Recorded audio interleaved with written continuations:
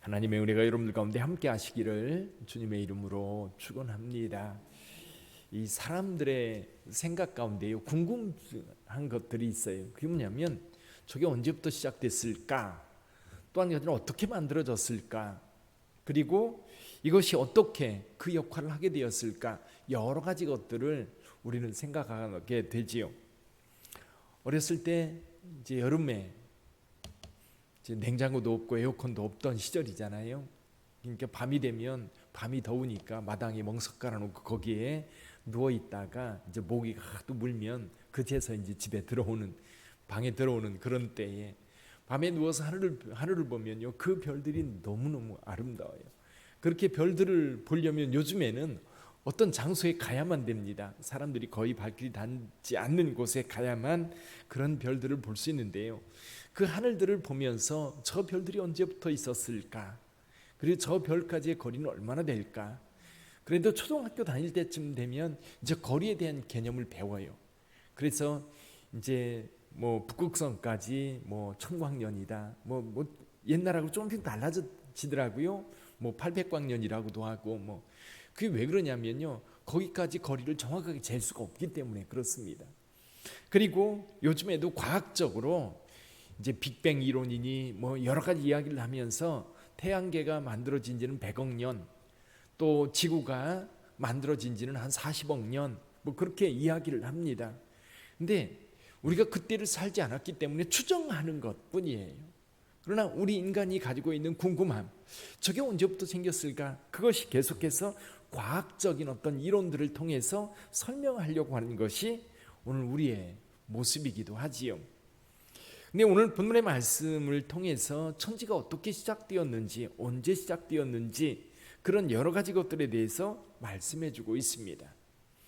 근데 우리가 먼저 전제해야 될 것 가운데 한 가지가 있어요. 그건 뭐냐면 과학적인 이론에 근거한 것이 아니라는 겁니다. 분명히 하나님께서 이 창세기의 저자들에게 계시로 알려주신 것이지 과학적으로 검증하고 논증하고 그런 이야기는 아닌 거예요. 우리는 그것도 전제를 해야 됩니다. 그러나 본문을 말씀을 통해서 몇 가지 명확하게 이야기하고 있는 것이 있어요. 그게 뭐냐면요, 하나님의 존재입니다. 여러분, 하나님의 존재에 대한 믿음이 있으면 다 해결됩니다. 다 해결돼요. 예전에 이제 부목사 때 성경 공부를 했던 적이 있습니다. 몇 분 집사님들하고 성경 공부를 하는데 한 분이 도대체 하나님께서 하나님의 인격이라든지 하나님의 존재라든지 이런 거에 대해서 이제 의심이 많은 거예요. 특히 이제 마가복음을 공부하면서 예수님께서 무리를 걸으셨다, 나병 환자를 고쳤다, 죽은 자를 살렸다, 그런 이야기가 나오는데 도대체 이해가 안 되는 거예요. 어떻게 그럴 수 있느냐라는 거지. 왜 어떻게 그럴 수 있느냐라고 하는 것은 단 한 가지예요. 그분이 누구냐라고 하는 질문에서 막혀 있기 때문에 그런 거예요. 그래서 이런 비유를 얘기했어요. 저번에 그 집에 이제 장롱이, 이제 큰 장롱이 있었습니다. 근데 아이가 예를 들면 이 장롱이 이쪽 방에 저쪽 방으로 옮겨졌어요. 옮겨졌는데 남편이 들어와서 보니까 장롱이 옮겨졌어. 이거 누가 옮겼어? 그러니까 아니 우리 아이가. 근데 그 아이가 6살이에요. 아이가 옮겼어. 말도 안 돼. 누가 옮겼는데? 아마 그렇게 질문할 거다. 이게 이해가 되는 거예요. 그렇잖아요. 그 큰 장롱을 어린아이가 옮겼다고만 믿어요? 아무도 안 믿어요. 근데 오늘 그 회사에 전화를 걸어가지고 이거 좀 옮겨달라고 부탁을 했어. 그럼 아 그래? 그러면 이해가 되지. 왜냐면 옮길 능력이 있는 사람이 와서 옮겼다라고 하면 전혀 이해하는데 문제가 없는 거예요. 근데 예수님에 대한 이야기 가운데 예수님이 나병 환자를 치료했다? 근데 예수님이 나와 같은 존재라고 생각하면 이해가 안 되는 거예요. 그러나 그분이 하나님의 아들이라는 믿음을 갖는 순간 이 문제는 전혀 문제가 되지 않는 거예요. 나병 환자를 고치든 죽은 자를 살리든 무리를 걷든 아무 문제가 되지 않는 거예요. 천지창조도 마찬가지입니다. 모든 만물의 기원이 있어요. 여러분, 이 땅에 있는 모든 것들 시작과 끝이 없는 것이 어디 있습니까? 그 시간이 좀 길 뿐이죠. 우리 인생은 좀 짧고 70이고 강건하면 80이라고 얘기를 했는데 70년이나 80년, 100년 이것이 우리 인생이지만 이보다 훨씬 더 긴 인생들, 지구나 태양도 마찬가지죠. 시간이라는 관점에서 보면 한계가 있는 거예요. 시작점이 있고 끝이 있다라고 하는 것이 성경에서 분명하게 이야기를 합니다. 근데 그건 충분히 이해가 되는 거예요. 시간이 좀 길 뿐이죠. 그런데 시간이 긴 것, 그래서 오늘 본문의 말씀에서 태초에라는 말이 있어요. 태초에. 그렇죠? 시점이 언제예요? 태초에. 이건 하나님의 시간입니다. 인간의 시간은 아니에요.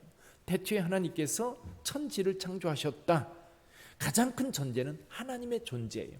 하나님의 존재에 대한 믿음만 생기면, 믿음만 있으면 천지가 어떻게 만들어졌는지 그건 문제가 되지 않아요.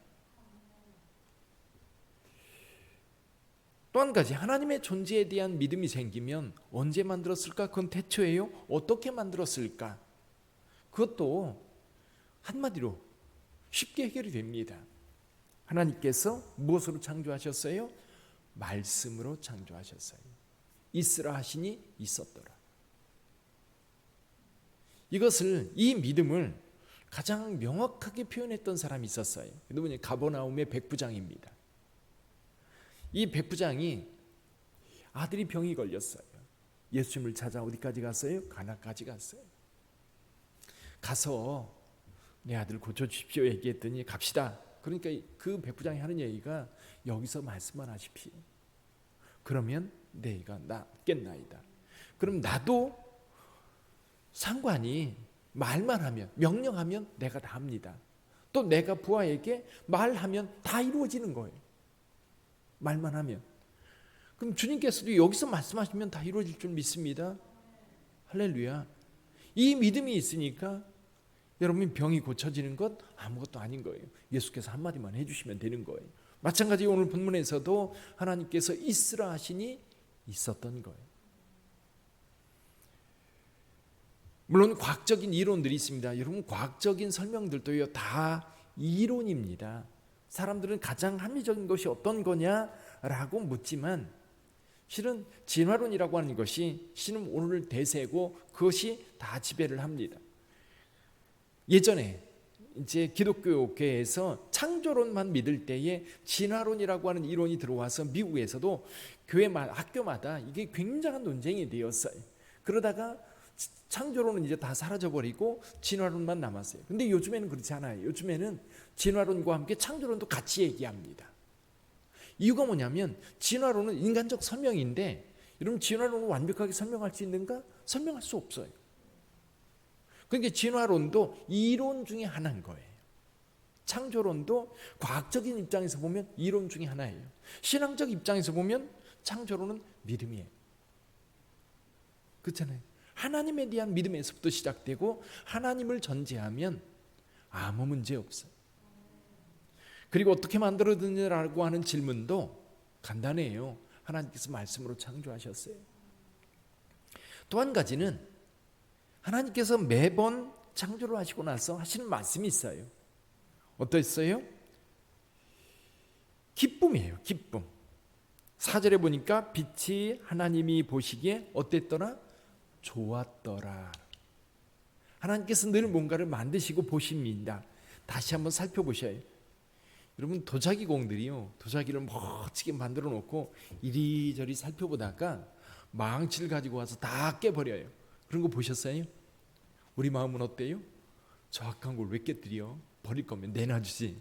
그렇죠? 그런 마음이잖아요. 근데 이 작가들이요 그 작품을 이리 보고 저리 보면서 정말 마음에 들 때 그걸 작품으로 놔둬요. 정말 마음에 들 때. 조금이라도 흠이 있거나 조금이라도 마음이 불편하면요 완벽한데도 내 마음에 안 들어. 그럼 깨버립니다. 작가의 마음에 안 들면 깨뜨려 버리는 거예요. 그럼 하나님께서도 천지를 창조하실 때 빛이 있으라, 빛이 만들어졌어요. 빛을 아마도 여러 번 살펴봤을 거예요. 이리 보고 저리 보고. 그래도 좋으니까 여기 어떻게 말씀하셨어요? 보시기에 좋았더라.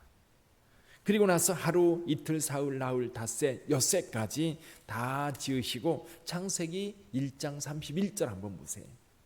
같이 읽어봅니다. 하나님이 지으신 그 모든 것을 보시니 보시기에 어떻대? 어땠다고요? 심히 좋았더라.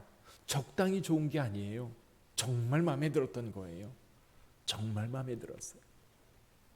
오늘날도요. 오늘날 인간들이 만든 것, 멋있는 것 참 많습니다. 근데 도시가 발달하고 문명이 발달할수록 사람들이 찾는 곳이 어디예요? 어디를 찾아요?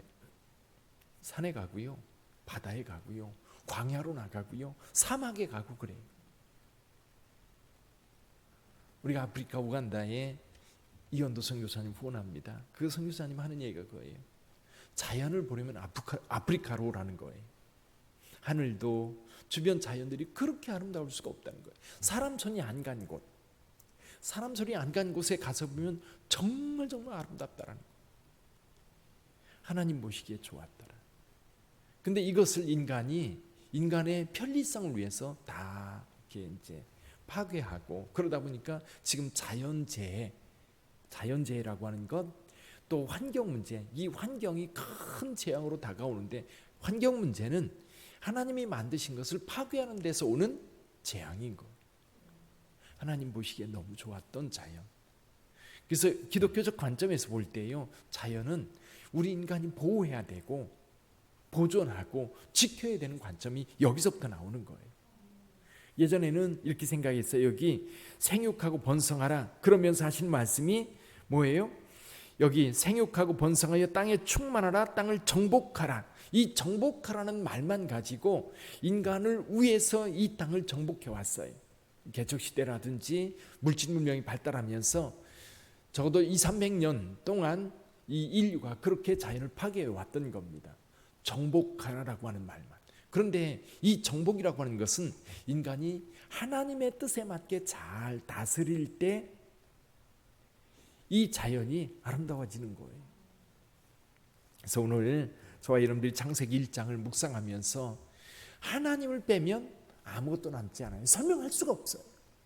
진화론이라고 하는 것도요, 여러분 하나님께서 창조하신 이 창조물이 계속해서 생명 창조가 이어지잖아요.